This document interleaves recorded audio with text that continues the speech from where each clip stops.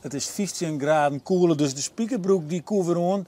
Het is even voorbij met de tropische temperaturen, maar het blijft gewoon simmer in Friesland. En daarom gaan we deze week gewoon los met balk. Want daar zijn we nou op een bootje op de Luts.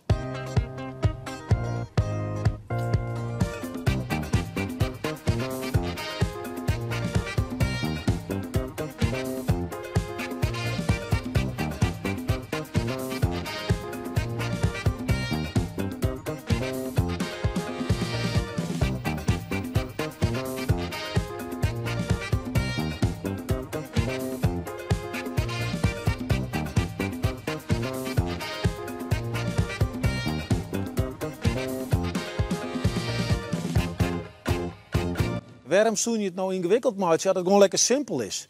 Waarom heet balk balk? Nou, vanwege de balken. De balken. Ja, simpeler kent het niet. Men moest van de ene kant van de andere kant van het water en lees er maar een balk waarin. En zo is balk ontstaan. Nou, de best doet u zijn gids, terug balk. En wat mij opvalt hier dadelijk is die prachtige gevels. En eigenlijk wel een heel riek dorp lijkt het op. Hoe kan dat? Het is een riek dorp door de buurthandel. Boeter? Boeter. Ja, je hebt deze buter, wij zijn boeter. Buter. In Gastland zijn ze buter. En de rieke kooplui hadden in de 18e eeuw mooie wenningendelt zetten, mooie gevels, mooie herkenningspunten van de buterhandel, tonsinegevel. Dus daar hebben we straks wel een bij zijn. Nou, er gebeurt van alles onder Luts, lingerie zelfs onder Luts. Ja, dat wordt onze buter. Ja, zo is het boeter, ja.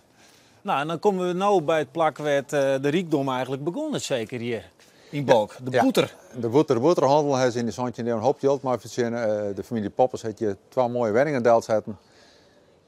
Verzinnen met geld van de boeter. Ik heb een onder de gevel. Boetertonsjes. Hier helemaal bovenin. Ik niet een boetertonsje, maar de draaihoekjes van de familie Poppers. Hey, wat is nou die uitspraak weer, hoe die Luts? Je bent net een echte balkstraai, net in de Lutslijn. Oh. Dus elke keer is hier wel eens in kukkelen? Nou, lauwe net, want we vroeger altijd een stjonkveert. Dus het is in het werk wel wat beter. En zelf? Ik niet. Nee. Ja, zwemmen in de sletten maar. Dus ik lutswetter neem ik dan maar. Johan, die luts is ook griezelig belangrijk. En we hebben hierbij al hier mooie plom. En dan hebben we het over transplantatie. Want daar draait het eigenlijk om. Hè? Maar de luts en die blom, lees eens uit. Hoe zit dat? De balksters zijn heel goed in het ijs transplanteren, maar ik in het bjemmen transplanteren. We hebben tegenwoordig met de gemeente hebben we lishand, de kademuren dat vervangen worden en wat doen we maar die oude liniebjemmen. Houden of naaien erin. Nou, we besluiten de oude komen we weer om. Binnen tijdelijke ruithel staan even verderop richting Sletten-Mar aan de kant van de Luts. En die werden aanstaan gewoon hier weer in het transplanteerd, zou ik maar zeggen. Nou, dit ben ze dus. Ik weet het niet, Johan, ja, maar die is nog aardig zuuterig. Ik weet niet of die het hoe leeft. Nee, die zit er inderdaad niet echt florissant meer uit. Maar wat jou, als ze met de plak binnen wat ze doggen. Het zou wel mooi zijn dat ze al weer mooi green worden. Nou heb ik geleerd dat balk dus echt grutwin is terug die internationale handelsgeest van die boeterman. En dat geldt nou eigenlijk nog, hè, want er is een grutbedrijf hier, Paak, ook internationaal verneemd. Internationaal in de wettenzuivering. Dus balk zit ik op een kaart in de wereld. Ja. En of het nou te krijgen heeft, maar die luts die het stonk en dat die zuiveren worden moest, dat weet ik net. Maar Johanna Brinkman gong naar Paak.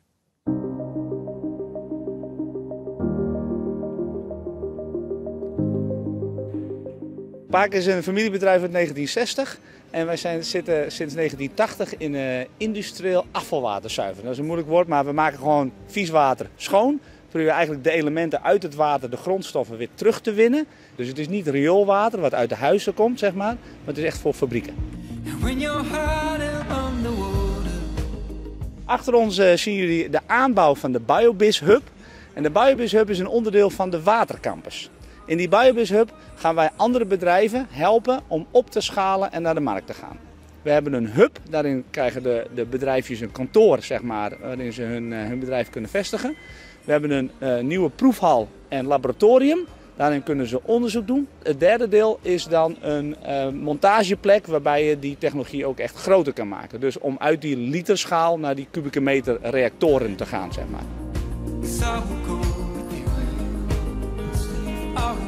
Wij zijn dus een van de bedrijven die in de Biobis Hub zitten. Wij focussen dus op eigenlijk het afvalwater, of fosfaat uit het afvalwater. Als je hier over een paar maanden zal staan en de container zal zien, dan is het natuurlijk, dan loop je gewoon met meters hoge reactoren. Dat is natuurlijk echt super cool. Ja, dit is een prachtig mooi rietje oude wenningen, 119 jaar oud, arbeiderswenningen. En ik maak je binnen, en dat is ook even doen, bij Sietske en Liekele. Die wennen hier al aardig lang. Noemen zo'n 50. En wat op het dak zit is, denk ik wel, wie je eigen haard is goud waard.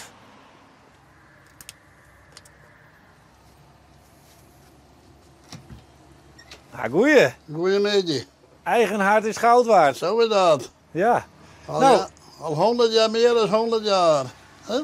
Kom eens even, want dat stiet hier. Ik wil eigenlijk eerst even beginnen met boeten voordat we naar binnen gaan. Ja. Moet dat we trouwens even binnen maaien. Wat zit daar op het plakkaat? Zullen we dat eens even zien? Dat is de baas hè, van die dat hier oprichten heeft. Aan dit gebouw is de eerste steen gelegd door de heer N.R. Cuperus oktober 1901. Ja. Zo. Oh, dit is het. Dit is het. Eigen haard. Eigen haard is goud waard. Ja. Je verwacht van boeten dat het wat lietse wees, maar dit is nog wel... Ja, dat gaat nou wel, hè. Maar nou die bedsteden eruit halen binnen, dan is het een stuk romer geworden. De bedsteen. Ja. Waar zitten die? Hier zitten de bedsteden bij jou, hoor. Zo, hier 50 van die kant, daar ongeveer 21. En de 2 bedsteden en er zit een kelder onder en jullie streepeltje omheen zo. Maar dan zie ik je een oud radio, of het lijkt het oud. Ja. En daar zie ik direct van alles. Wat is dit? Dat is een hobby, hè? Dat is een hobby. Dat is toevallig, als ik dit verleden week verbinding mee gehad heb met deze man.